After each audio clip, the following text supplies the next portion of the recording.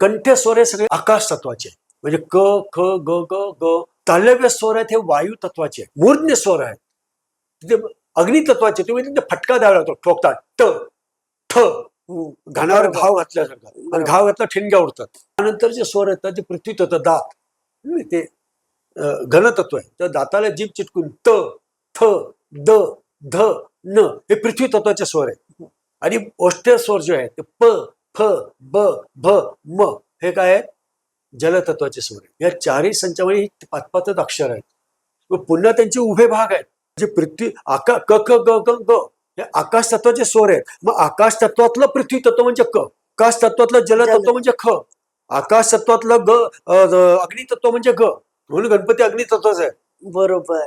आकाश तत्वातलं वायू तत्व म्हणजे घ, आकाश तत्वातलं आकाश तत्व म्हणजे ग, वायू तत्वातलं पृथ्वी तत्व म्हणजे च, वायू तत्वातलं जल तत्व म्हणजे छ.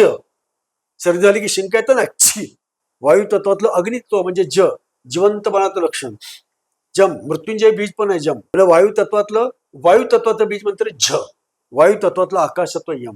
या प्रकारे अग्नितत्वातलं पृथ्वी तत्व ट, अग्नितत्वातलं जलतत्व ठ, अग्नितत्वातलं अग्नितत्व ड, अग्नितत्वातलं वायू तत्व ढ.